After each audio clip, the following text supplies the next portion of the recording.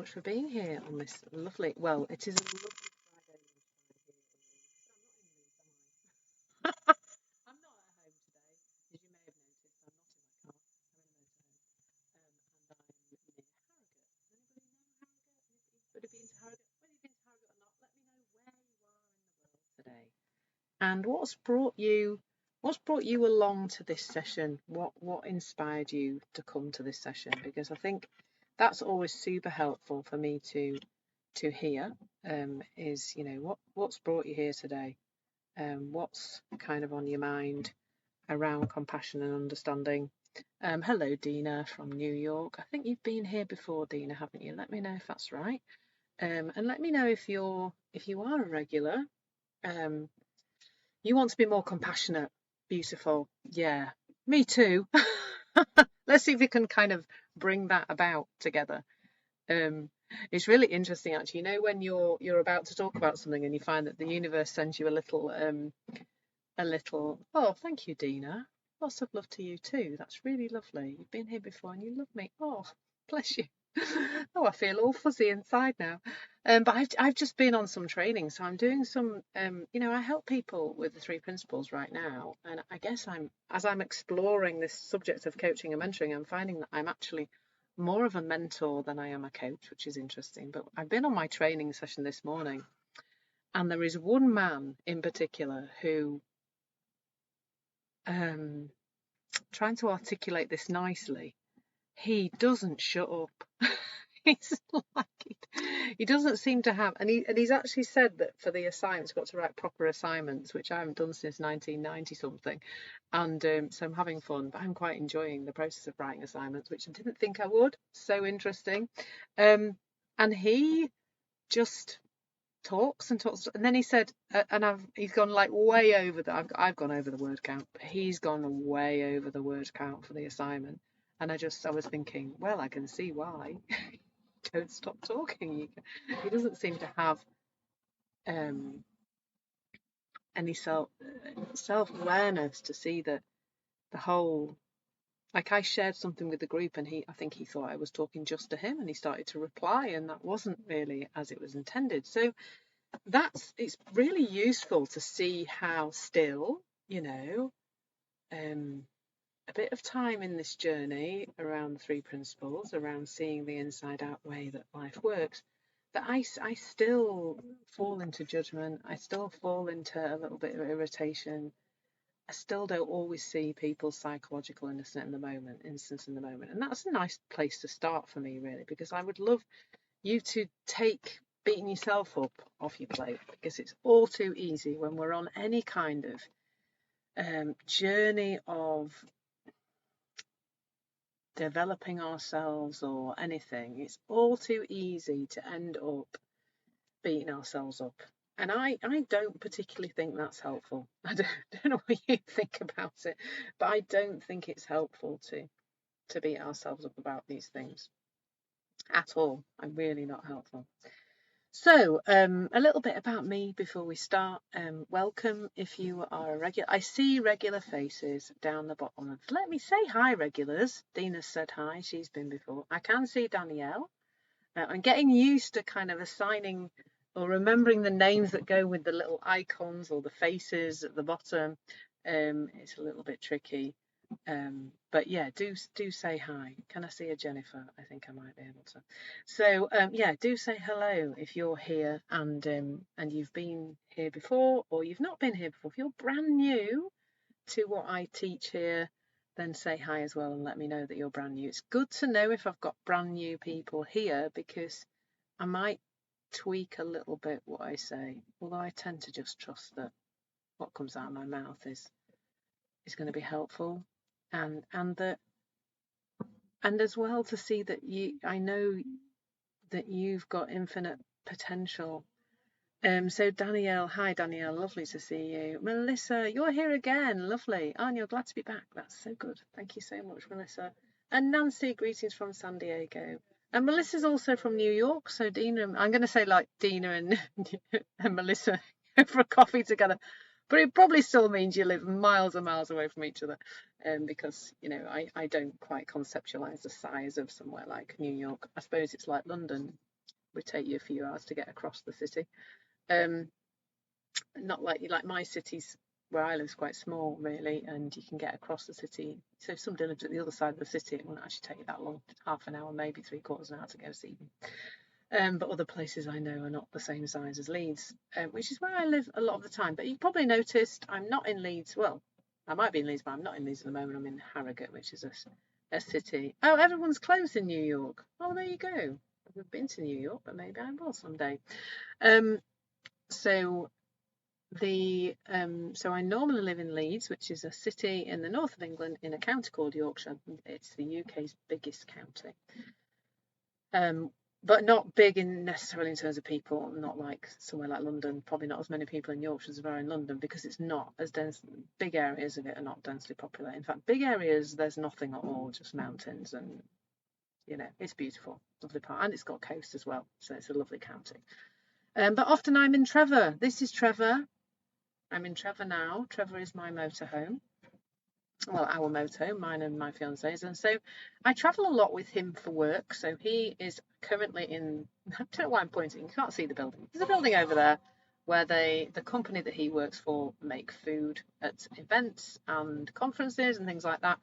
And he's out there at the moment, over there at the moment, sorting out food safety, helping people out with food safety. So that's what he's up to. And so when he's travelling for work, I go with him, which means, we get to be together more. We pot around the country. We live in Trevor. I love living in Trevor. I was just thinking today, I'm 52, and I keep saying, oh, when will we go living in Trevor permanently? Or maybe we just need to get on with it, really. Do it as soon as possible. I've just got a house full of stuff to clear out first, but getting on with that bit by bit. Anybody else do decluttering? Anybody else lived in a van? Or a tiny house, maybe? Has anybody ever lived in a tiny house or a van? I do apologise for the noise in the background. They're setting up for the exhibition. It's just a bit noisy. Bear with, I am going to shut the door.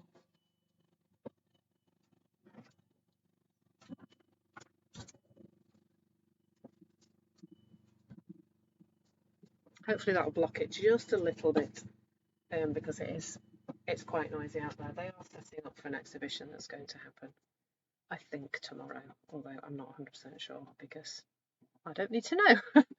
I'll be at the seaside tomorrow, and then back home again. So yeah, I'm here in Trevor at the moment. Sometimes I'm in Trevor, sometimes I'm at home.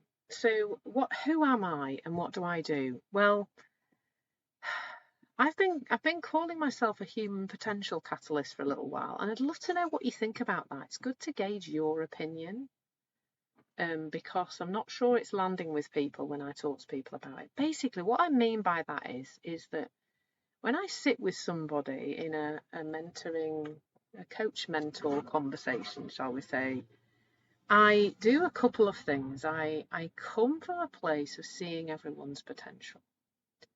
Like, I really do believe that we are infinite, that we're the energy of life, in form, and that quite often people, and particularly women, I think, don't quite see that potential.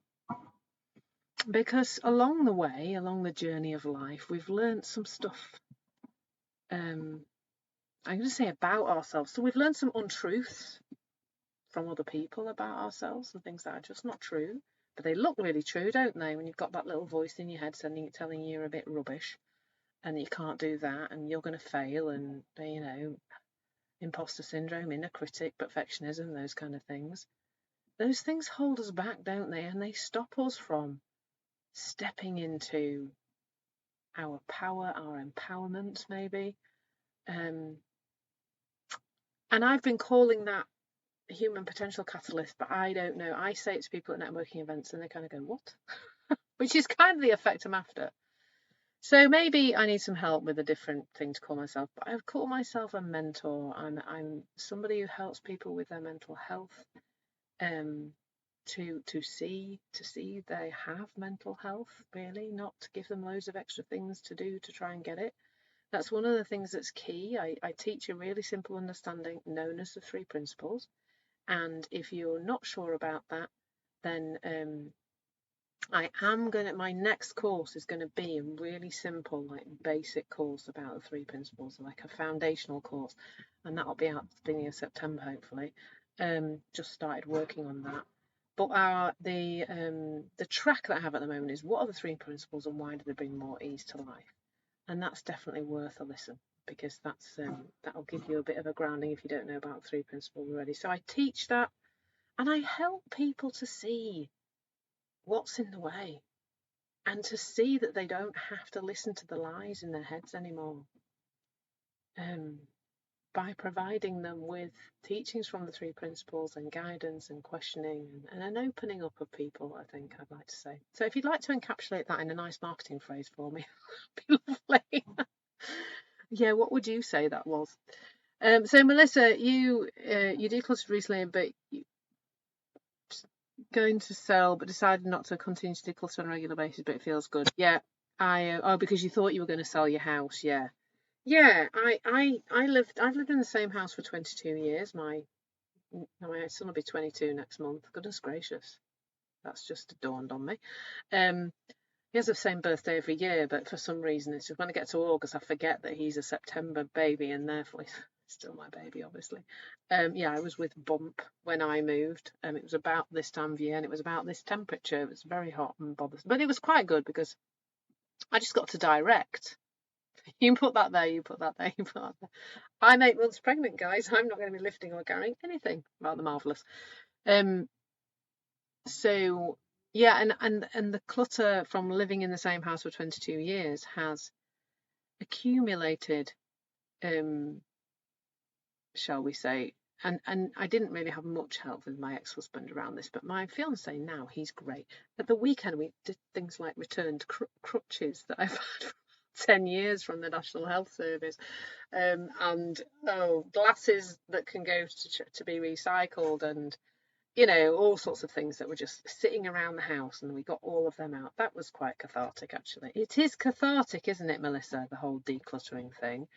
It's just nice too. But my aim really is to own virtually nothing and, yeah, pot around in the motorhome and live in the motorhome as much as possible. So that's the plan. We're doing a yard sale in my village. So you can submit a form online, a Google form, and they're going to put you on a map. And then people in Farsley, where I live, will be able to go round with the map and buy your stuff. So I'm going to get everything out on the drive on that day and see how much stuff I can actually get rid of because there's tons of it. So that'll be quite good. Otherwise, it's car boot sales. I don't think you have car boot sales in America, but in the UK we have something called a car boot sale, which is where you can put all your stuff in your boot of your car. You drive somewhere to a field. There's lots of other people with things in the boots of their car. And you put a table out and you put all the things on the table. Anyway, enough of that nonsense. How did we get onto that? I'm so easily distracted.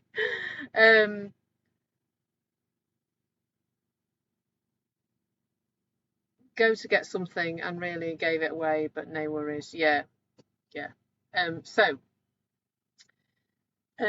That's a bit about what I do, how I help people, looking for some inspiration about how I present that to people, because I've been going around the houses with that quite a bit. What came to mind was well-being mentor recently. And we'll see about that. What do I do on Insight Time? I do lives every week, so 4 to 5 lives. I've just scheduled in the 4 for next week. I'll talk about those near the end. Please follow me if you don't already follow me, because that's how you'll get to see more of what I do. Check out the link in my bio. There's an exciting new thing on there. I love connecting here on Insight Timer, but if you want a bit more of a deeper connection, then there's something new on my link in bio. And you can find out about that there. Please do follow me. Please check out my courses. And if you are able to support me, these lives are not I don't get paid for doing them. Obviously, they're brought to you free from me and Insight Time. And if you are able to make a donation to support me on here, then I'm utterly grateful for that. Especially if the session gives you something profound and you find yourself seeing life in a different way, and something that was sticky and horrible falls away and you feel much better. So I've got 4 courses. I'm not going to read out all the titles. I'll just tell you about the one that's for this month, and that's creating harmonious connections and enhancing relationships with the three principles. But there are 3 other courses that I have, and a 4th one on the way. So look for it, go and have a look at those. That's another way you can support me. If you take part in one of my courses and you're a premium member, you are supporting me on this platform. So that helps me to show up more and support more and create more courses, etc. So today, this month's theme is relationships, and next month's theme is probably going to be something very simple around the 3 principles, and a little bit about my journey with it, and a little bit about what I've seen through my journey, and keeping it very basic, really trying to get the basics down. So it'd be good to see some of you as we go on that journey. So today, nurturing compassion and understanding, and I think I've already had somebody say they're here because they want to be more compassionate, Dina. So let's start with the most important place for compassion, and that's you. You probably thought I was going to talk about other people first. Oh, morning, Violet. Lovely Violet's here. Lovely to see you, Violet. So you probably thought I was going to start by talking about other people and being compassionate towards them, but I think the most important person for you to be compassionate towards is yourself. And let me explain why. Because especially when you're on some kind of journey, so if you're on a journey like this, you're hearing from a teacher like me what's possible a lot of the time, aren't you? You're hearing that it's possible to be compassionate to other people. And then you have one of those days where you get out of bed the wrong side and everybody who lives in your house is an absolute pain in the backside. Because they are, aren't they? Let's not pretend that people aren't sometimes a pain in the backside. Let's not pretend. You get out of bed, wrong side, everybody's being a pain, and you are just in a low mood anyway. Maybe it's some kind of full moon, new moon cycle thing. You're just not yourself. You're not feeling so good. And you snap at somebody you love. And then you spend the rest of the day beating yourself up. And that's because you're not able to be compassionate to yourself. Now, can you see how all those things are connected? You're snapping at the other person because you're not compassionate towards them, but you're also snapping at yourself, literally, and not being compassionate towards yourself. Now, what I notice about when we start to look towards compassion towards ourselves, there's too many words with "tut" in there, we start to be back in the world. So I talk all the time about the inside out understanding, but this place of non-compassion to yourself, or guilt, whatever you want to call it, is a place where what we tend to do then, we feel bad for doing a thing, and then we're inside thinking about ourselves. We're not thinking about the other person, really. We're thinking, what I did wrong, why am I out of order, why am I still, who doesn't do this? I bet you all do this. Why am I still doing this when I'm on a spiritual journey? I shouldn't be still snapping at people. I mustn't understand my learning from the spiritual journey now.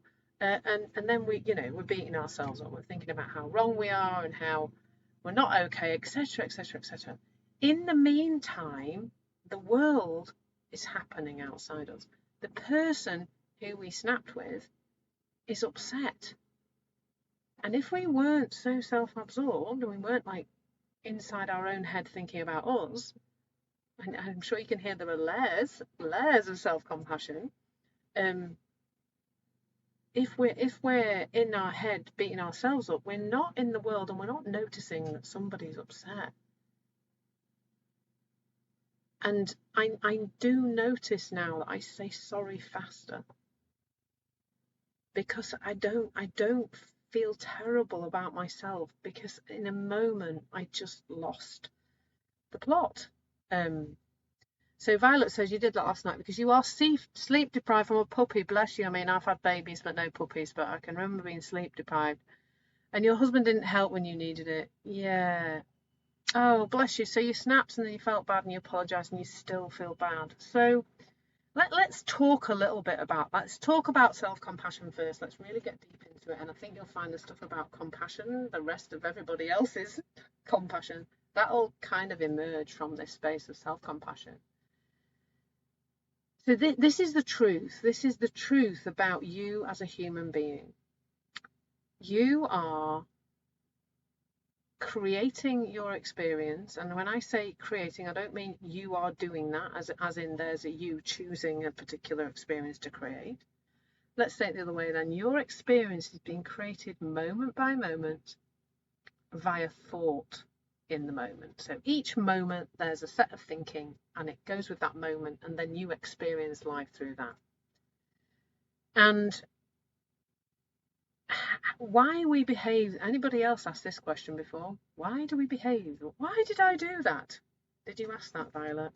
Are you doing that? Why did I do that? Why did I do that? And there's a mechanism to behavior.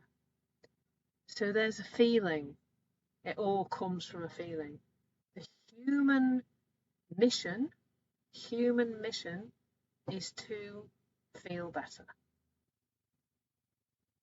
I think mostly we want to feel peace, love, and wisdom.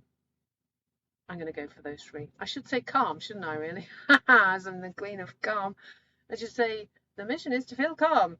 Well, it's that as well, but it's just to feel okay, isn't it? Like as a human being. And there are some things that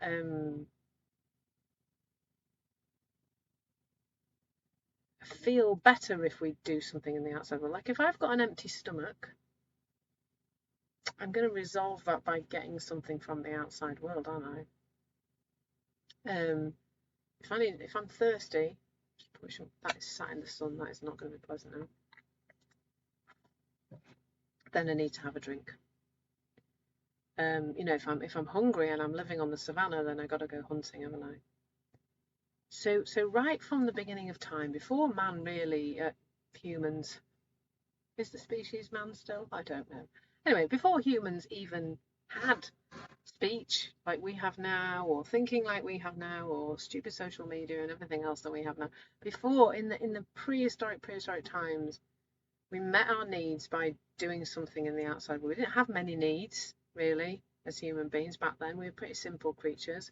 We have a need for reproduction. We have a need for, Maslow's hierarchy. We're talking about the lowest level, aren't we? We're talking about getting the basics down: shelter, food, reproduction, drink. Just the basics. So the whole of the human mission to feel good has been built on, well, it comes from the outside world, but then we got more psychologically complicated, and we brought that with us. And so when we feel an uncomfortable feeling,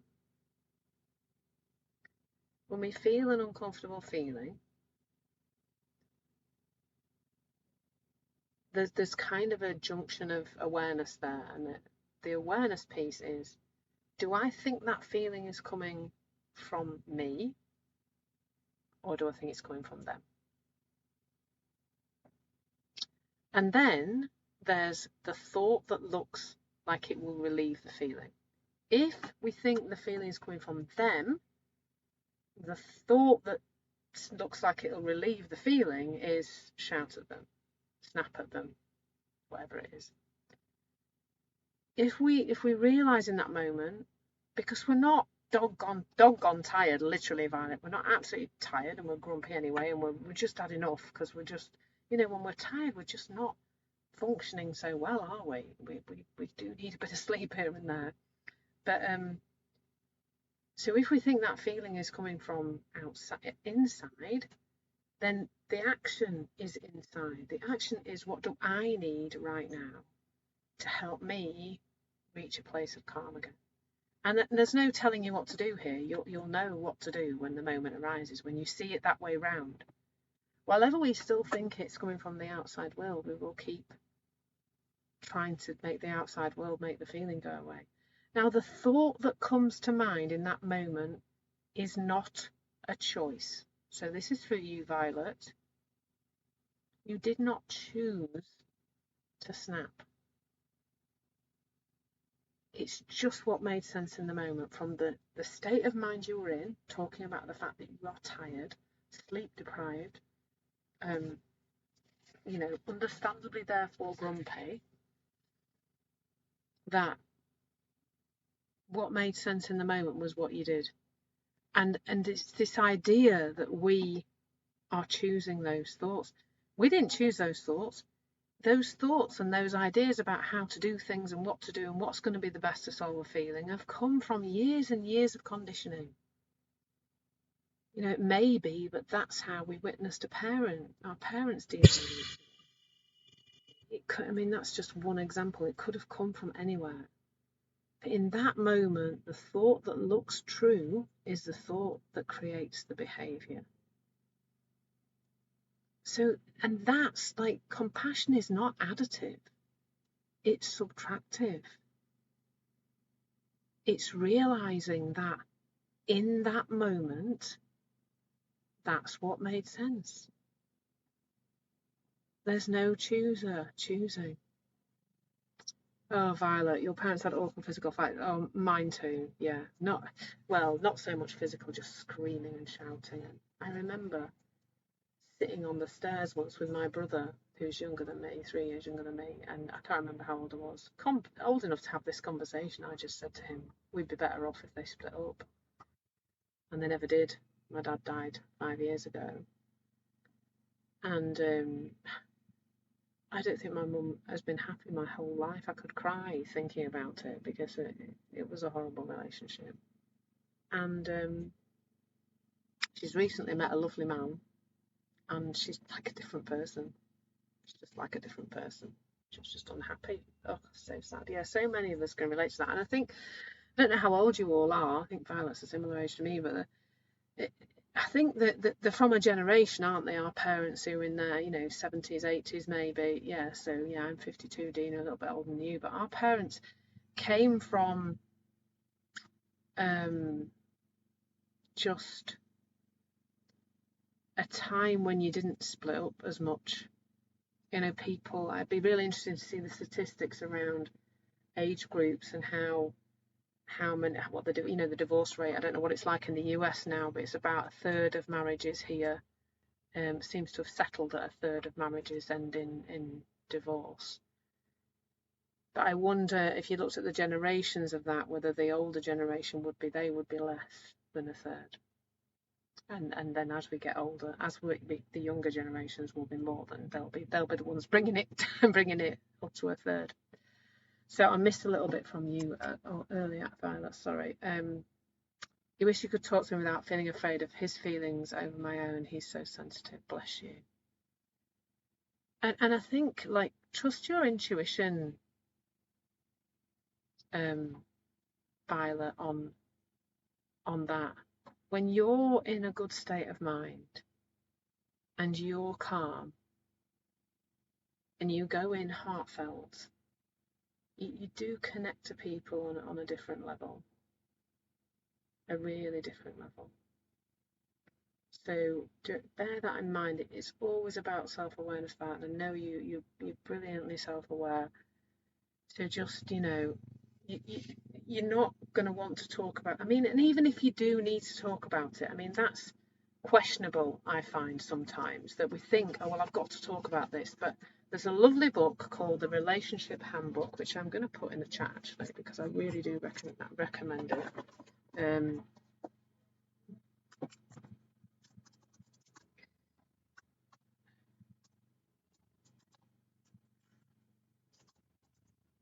Ooh, The Relationship Handbook by George Brand.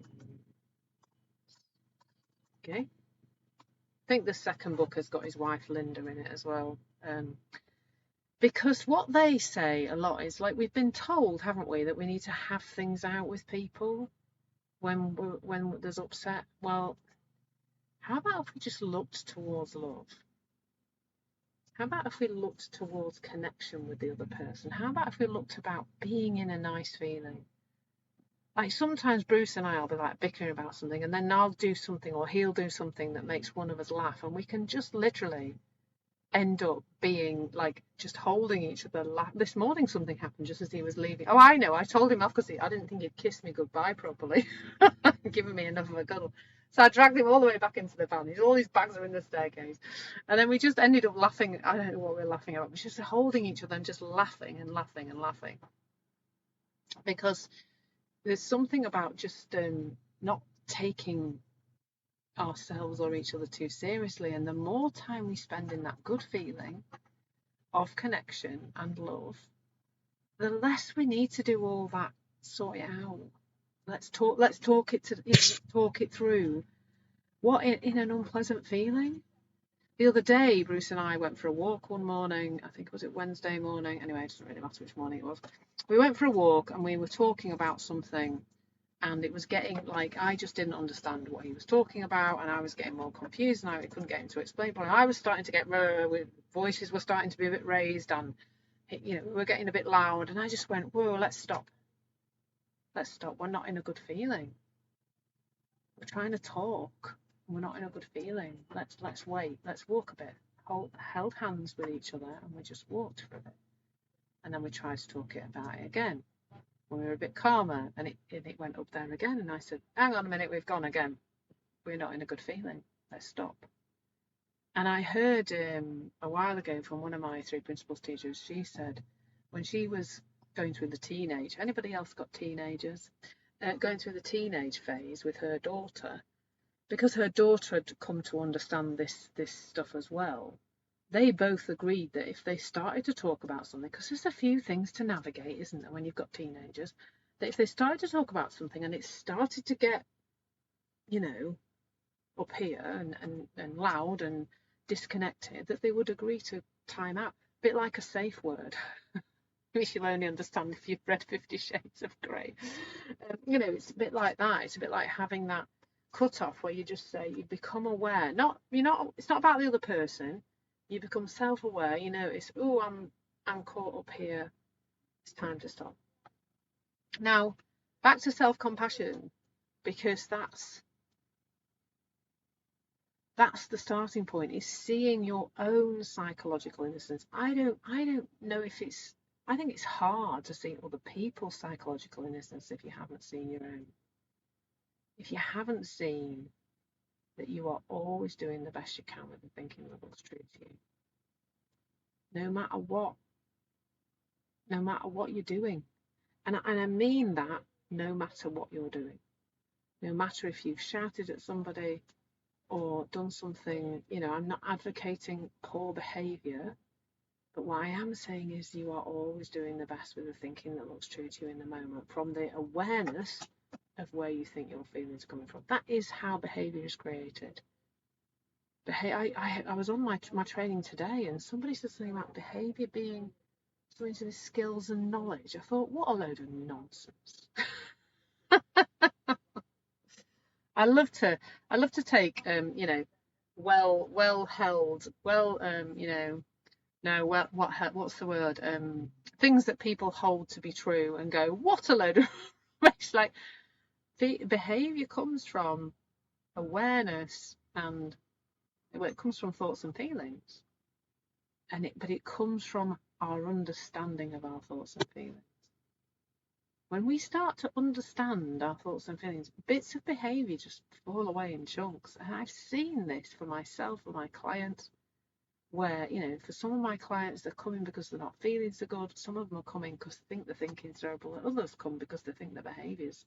That's actually really powerful, what I've just said about what I actually do. Help you be, do, and feel the very best you can in every single aspect of your life. I used to say that when I did hypnotherapy, but now it's actually true. So, oh, yes. Oh, Danielle, I like the yes. So self-compassion starts from this understanding of separate realities, this understanding of psychological innocence. So when we think about separate realities, what that means, or how we come at that from the 3 principles, is that a human being is like a tub of ice cream in an ice cream factory. Bear with me, this is going somewhere. In that every single human being's experience is created in exactly the same way. It comes from the energy of life, our consciousness, and thought in the moment. So those are the ingredients for experience. We're all connected to the same intelligence of life, but we have different levels of consciousness and different thinking. So here's the ice cream tub. Ice cream all made in the same way. Let's say it's one of those like rectangular tubs of ice cream, and it's all being made in the same way. It's got the same ingredients. It's got like sugar, milk, and I don't know how you make ice cream, to be fair. And that's coming along the production line. And then at some point, some flavour goes in.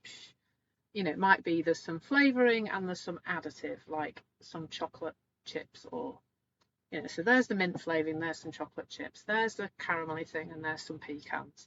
There's some strawberry sauce, and there's some bits of strawberry. Strawberry ice cream is wrong though, isn't it? And we're all as human beings, just like those tubs of ice cream. We've just got different levels of awareness and different thinking. And those two things. Now, the thing that we can do in this conversation is become more aware, become more conscious, become more like questioning of our thinking, become a bit more like, hang on a minute, is that really true? Become more aware of what our feelings are letting us know about, that they're letting us know about our state of mind. And we can therefore then navigate life better, or with more ease, I guess. But the thing to know is that we've all got our own thinking, and thus we have separate realities. There are, I don't know, how many people are there in the world now? Who can tell me? Who can Google it? Let's ask Google, shall we? Hey Google, how many people are there in the world right now? How many people are there in the world right now? 8.1 billion. According to Worldometer, 8.1 billion. I've been saying 7.8 billion. Ladies and gentlemen, it's gone up to 8 billion. It's going up quite fast now, isn't it? So yeah, there are now 8 billion people on the planet. So there are 8 billion separate realities. Now, I mean, we might have to take the children out of that, like the little tiny babies. And there'll be a lot of them, aren't there? Because they're being born very, very fast. There's apparently an app where you can just watch how many... oh, Violet, your Google recognised my voice, which is really interesting because I've probably got quite a different voice to you because I'm British and you're not. So, yeah, interesting. My Google recognises my my fiance's phone recognises my voice as well, and he's obviously a man and I'm a woman, so we have very different voices. And he's from South Africa, so his voice doesn't sound like mine at all. I don't think Google's that particular. Oh, thank you so much, Trish. That's really kind. Thank you. I don't think Google's as particular as like what's the Apple one called? I don't do Apple, but is it called Siri? Siri. Yeah, I think Siri's a bit more fussy. It only lets you talk. My daughter's got an iPhone and it won't talk to me. It only talks to her. It only listens to her. It doesn't listen to me. I let it talk to anyone because the dog's sick and control the lights. That's really cool. That's good, actually. I like that. Yeah, so if you've left the lights on. Siri isn't friendly. No, well, I mean, what does that say about Apple? Sorry, anybody, if you're an Apple fan. But yeah, they're all these big tech. Anyway, let's not get into big tech companies. They're all doing the best they can with the thinking looks true to them as well. So there you go. So we have separate realities, and there is a point at which we start to see, and trust me, I do not see this all the time, that everyone is doing the best they can with the thinking that looks true to them. And that is compassion. Compassion isn't additive. And I'm sure if I looked up the word compassion, it would sound like it's something that we need to do. In fact, let's do that. Hey Google, please share the definition of compassion with me. According to Greater Good Science Center, University of California, Berkeley, compassion literally means to suffer together. Among emotion researchers, it is defined as the feeling that arises when you are compassion means to suffer together. Can't we just be happy together instead of suffer together? Interesting. That sent me off a completely different direction. But well, maybe it's seeing. Maybe it is that, because maybe it's seeing that we suffer together. Maybe it's seeing that we're all sometimes suffer as a consequence of our thinking and our feelings that we don't understand. And that the result of that is that people do some really strange things that we don't understand. We're not going to understand them because we're not them. We're not them. We don't have their worldview. It's different to ours. And what I see now that is a bit more interesting to me now than what I used to do was rant about everybody. Let me tell you, guys and gals, I ranted about everybody. I ranted about drivers, other drivers. I ranted about people. Like I was on a junction the other day, and this might not make sense if you're in the US, but I was at a junction the other day. We drive on the left-hand side of the road, obviously. But this junction had the right-hand lane is the one that obviously cuts across the other road, and it had the right-hand lane, the right and the straight arrow were in the same lane, and then there was a left-hand turn on its own. But that means that if you're going straight ahead and two people go to turn right, you can't get past. So you have to then wait for the next traffic light change. And I said to Bruce, I would love to sit down with this person who designed this road and hear their worldview. That is where I come from now, because I see that there is something I have not seen about this. So in everybody's behaviour, if you can start to see that that is just another one of the 8 billion separate realities, that it is not somebody being a, it's not somebody being a problem, it's not somebody being wrong, it's that you and I maybe just cannot see that person's perspective. So that's what I said to Bruce when I saw this junction this morning. I just said, this junction it didn't make sense to him either, to be fair, but I just said, I don't understand why you would create a junction like this. But what I'd love to sit with the person who designed it. I'd love to have a conversation with them. I don't feel as upset and angry like I used to feel. I would just love to have a conversation with somebody about it. So that feels like I'm still in a bit of, well, I need to understand it to make it okay. But it feels a lot lighter than what it used to be, was idiot. What it used to be was flipping idiot. Why would you do that? That's just stupid. It would be more like that. And now there's a bit of that, but it's much more kind of, wow, here's a worldview that's different to mine. And it's okay that it's different to mine. Now, that's okay when it's a road junction that I'm probably going to drive across once or twice this year, because it's not somewhere I come very often. And it's okay if it's just somebody on the road, like a middle lane hogger who's just, why are they in the middle lane and all that stuff. Like, it's okay if it's that, and it feels like we can just sort of be a bit more detached from it then. But when it's people close to us, isn't it harder? It's harder, isn't it? If it's somebody close to us and they're doing something over and over again that we don't like, it is harder. And I still, particularly Bruce's behaviour is probably the one that comes up the most. Sometimes with my kids, that I often think this understanding works like ever decreasing circles. That like we can compassion's easy, isn't it? When it's somebody who's designed a road a bit weird, we hardly ever drive on. Compassion's easier when it's somebody who we don't have much contact with. Compassion is also easier when we have time, like if somebody has sent a rude message to us and there's a bit of space where we can kind of go, oh, I'm reacting to this initially, I'll put our phone to one side and come back to it later, or I'll come back to that email later. We have a bit more time when we're calmer, we can perhaps see this truth about them doing the best they can with thinking what's true to them. But when it's somebody who we are close to and they are right in front of us doing something that just gets on our I nearly said a rude word there. Just gets on our nerves, shall we say, or seems to get on our nerves. We know it's our thinking about them that's getting on our nerves, really. It's really That's harder. So this again takes us right back to the beginning, takes us right back to self-compassion, because that's what we need most of all to go through these tricky bits with other people. Um, yeah, because other people are tricky, aren't they? Yes, they are, Julie. They're really tricky. Having difficulty being able to agree, to disagree as we have differing views. Yeah, absolutely. And it is tricky, that, Julie. If it's somebody close to you and it's one of those things that is going to seems to be going to have some kind of impact with you. But in the relationship handbook, which I just spoke about a moment ago, there's a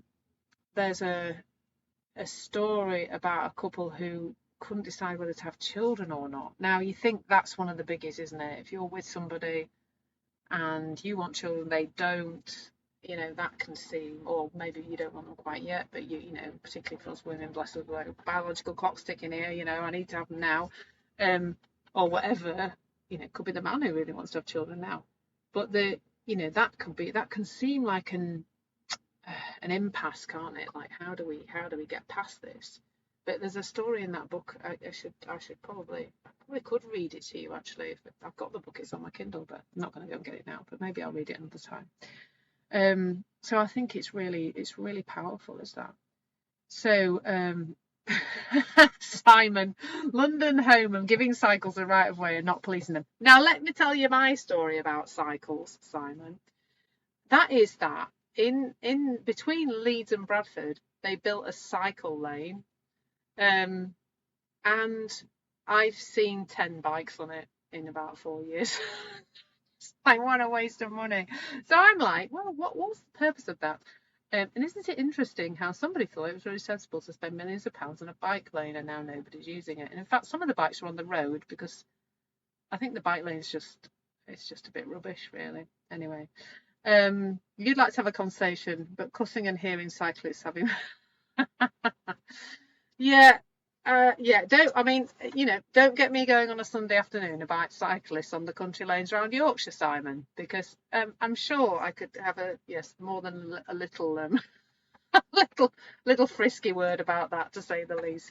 And we've all got those things, those bugbears, haven't we? But the more we look towards this kind of, like, sometimes I can shrug my shoulders more now and just go, like this Sunday. Cyclists. We're on cyclists now, Simon. You've really started something. Do you know that?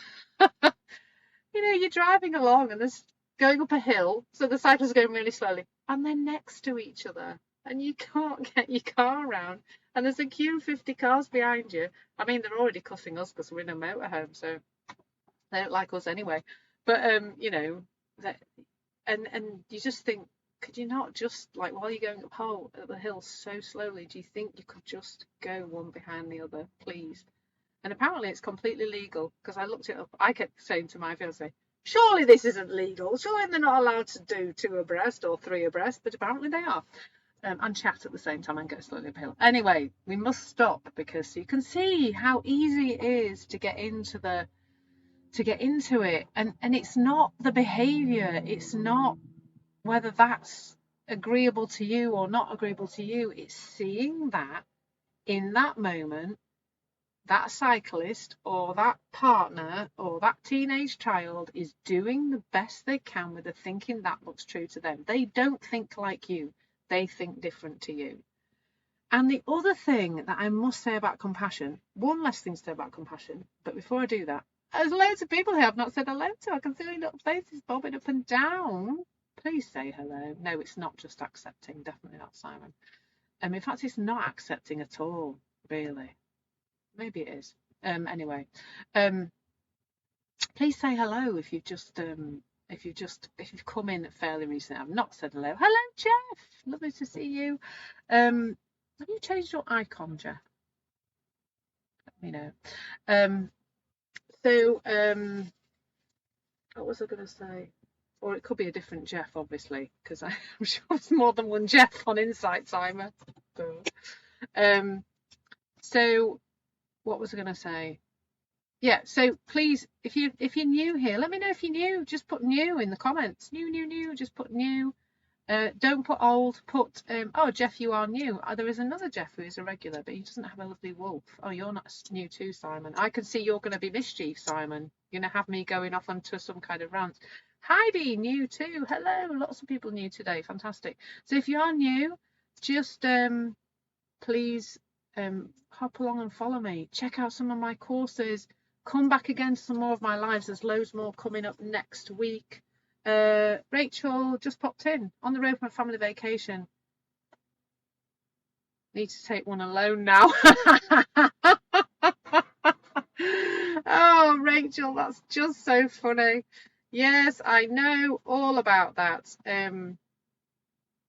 Yes, definitely can totally understand needing a vacation after being on a vacation with, especially if you've been with your family vacation. Yeah, so yeah, that's the joy of having family, isn't it? So I've just had to reboot my profile because all my lives for next week haven't loaded up because I've put them on my computer and they're not showing up on phone, because I'll tell you about those in a minute.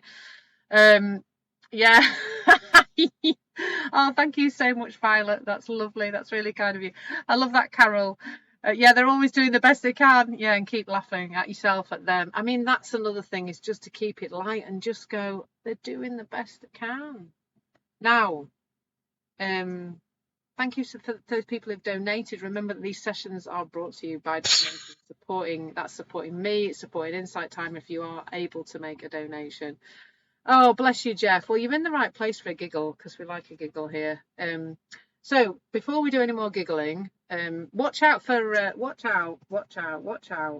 Simon, because Simon's I think is going to be a bit of a giggle as we go through this. So one of the things I saw about compassion a while ago, and I haven't mentioned it yet actually, that compassion is actually a really potent form of self-care. Let me explain that.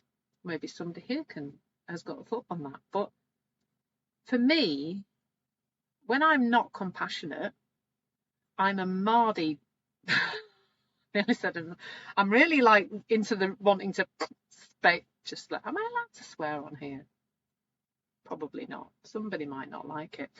I can be a bit sweary sometimes. But you know, when I'm not compassionate, I'm pretty horrible, really. I tend to be grumpy and cross and ranty. So I am a recovering ranter. I would not say I am fully recovered. I'm still probably attending some kind of meeting for ranters. Maybe it's Ranters Anonymous. That's why I need to start a group called Ranters Anonymous for everybody else who finds themselves ranting about other people's behaviour. But that's what I used to do. Now, when I was ranting, did I feel good or not? Guess.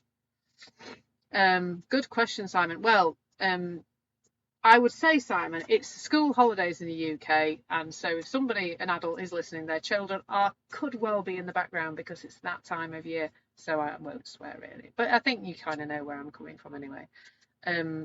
Yeah, that it's more the background. Children might be in the background. I'm not going to swear. If you have a private session with me, you might hit me. If I get the sense that you don't mind a bit of swearing, it's just a word, isn't it? Really, sometimes they're fun for expression, aren't they? Hello, Eleanor. Lovely to see you, and good morning, Laura, or good afternoon in my case. So you must be west of me. Well, I'm not. I wouldn't say I'm not like every other word's an F word kind of swear. Do occasionally. I do occasionally swear. Yeah, good.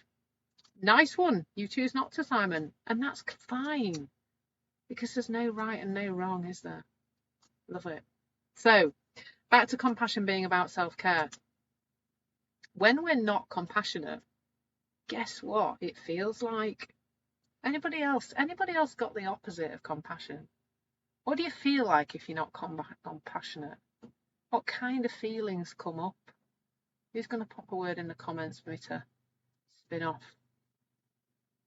Bitchy, yeah. Nice one, Violet, yeah. Grumpy, I would say. Angry. Wound up. Lost, maybe, Simon, yeah. And lost is a lovely one, because actually maybe we are just lost, because what we've lost is seeing our connection to other people. I love the words we've got coming up now: selfish, angry, violent, exigent. I do not know that word. I must, yeah, upset, detached. They're brilliant. I like that we've got lost and detached there, because really, when we are not in a place of compassion, we are in a place of separation. So you're right, Deb, detached, separate. We're not separate, really. So we're in a lie. And that's why it feels terrible, because everything that we experience that is a lie feels terrible. Befuddled, Carol, that's a brilliant word. Yeah, lost. I like lost, detached, befuddled, and then the strong emotion words like angry and violent and frustrated for me, just ranty. It's not nice, is it? Now, when we talk about self-care, we're talking about looking after ourselves so we can feel nice, aren't we? That's it, really. That's what self-care is about. But what if compassion was the simplest form of self-care? What if the more we looked towards compassion, the nicer experience of life we had? Because we spent more time in a nice feeling. And you've probably noticed about you, what's available to you in a nice feeling is a different life to the one that's available to you in a horrible feeling.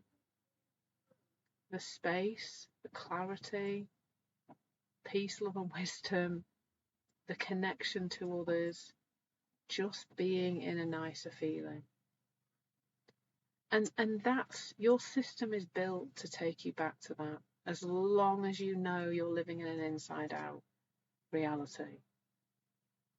Because when you have a horrible feeling like all the ones you've just listed there, that's just letting you know that your state of mind's off, that you're in a place of separation, that you are disconnected, that you are caught up in your psychology, that you're not in reality. You're in your reality, but you're not in reality. You're in the form, and the form is feeling rubbish.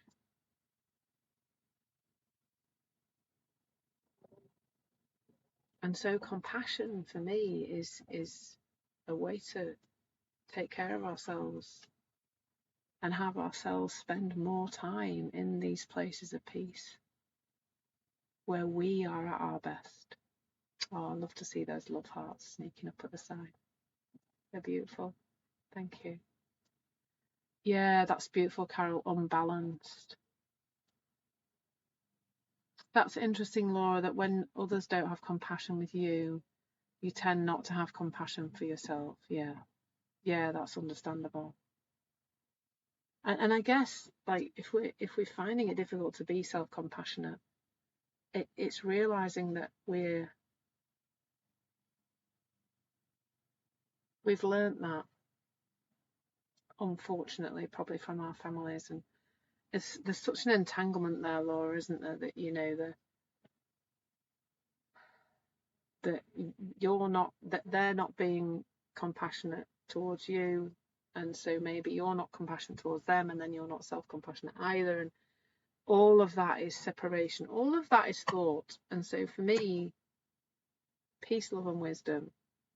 You watch my fingers are thought. And when we start to think and feel off, is our state of mind goes off, and the separation becomes, it gets further and further apart. And the more thinking there is, and the noisier the thinking is, the more separate we are.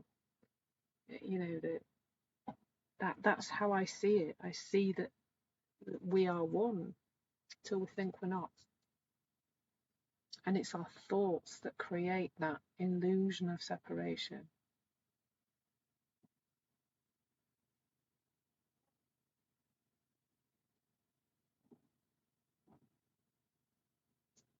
And there's just so much that we can see there, and so much that can relieve our suffering.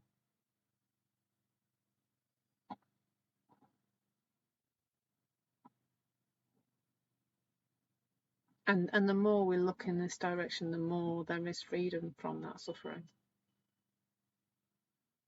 So that's what I would say to you, to kind of bring this to a close is if you, and I know some of you are seeing something because you keep coming back, and that, you know, that's lovely. That means a lot to me. Not for me, but that you're seeing something. I see this understanding as the resolution to human suffering, and this is why I'm here spreading the word of this. And I hope that on this platform of Insight Time I can touch as many people as possible, and I am encouraging more of my 3 Principles colleagues and friends to join us here, because this is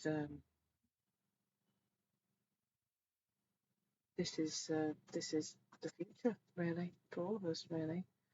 So EJ, seems to step away from people, family that don't give me compassion eventually will come back to each other without speaking of any incidents. And you know what? I think we don't need to speak about incidents. I don't know if you were here earlier, EJ, but I pointed people towards the relationship handbook, and I might actually go and read that book again, because that really does, you know, George Pransky in that book talks about how we've been told that, or somehow that we've been told, but we've picked up that to resolve things, we have to butt heads and go over things and you know, overanalyze things, and I'm an absolute monkey for that one. So I'm just popping it back in the chat.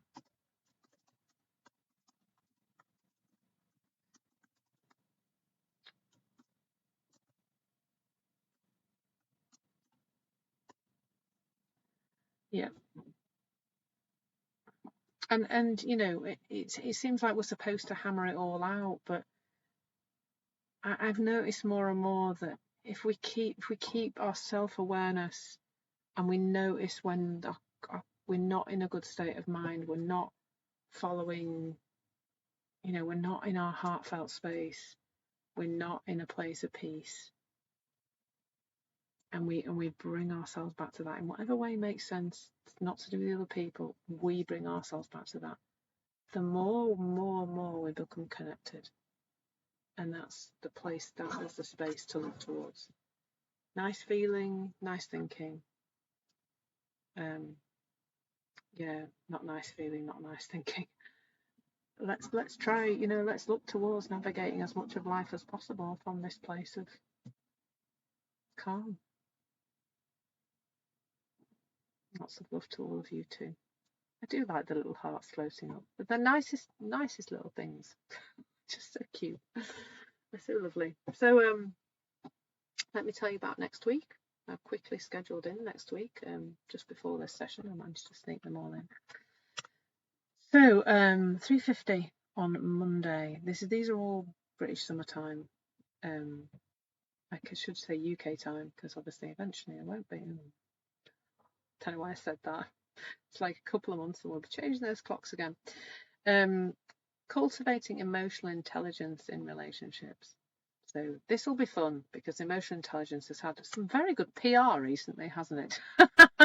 It's all very popular as emotional intelligence. Seems like it's something we've got to learn. Go on a course to do emotional. Anybody been on a course about emotional intelligence at work, or because they're business or something? Interesting. So August the 15th, again 3:50. 3:50. Navigating difficult conversations.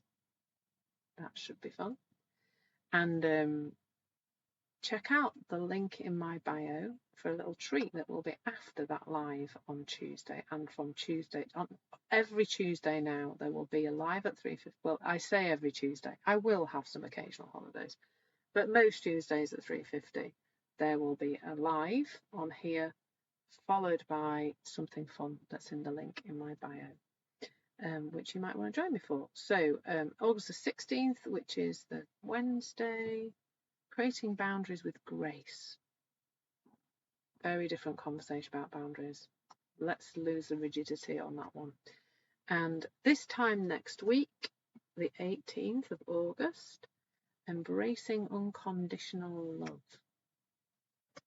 So that's what's happening over the next week. Please do hop along and follow me if you don't follow me already, so that you can find out about everything that I'm sharing. Message me in any way that seems fit for you. There's obviously, you can message me on the platform, you can message me on my link in bio too. There's loads of stuff on the link in my bio, by the way. It's worth exploring if you want to find out more about this. And I will see, hopefully, have a lovely, lovely weekend. And I will see some of you, I'm sure, next week. I really hope that I do. Have a lovely weekend. Lots of love. My mouse is now stuck on the table again because I'm trying to charge it whilst using it, so the cable keeps getting stuck. So I can't now stop the live because I can't find my mouse. Thank you so much, everyone, for being here, and thank you so much for your lovely contributions today. It's been an absolute pleasure. This one's been a really lovely one. Laura, I'm so glad you're feeling in a better place, and Carol, so good you're here too to support us. Thank you, everyone. Thank you for your kind donations. Those of you that made them, means a lot. So lots of love, everyone. Take care, and hopefully I'll see you again very, very soon.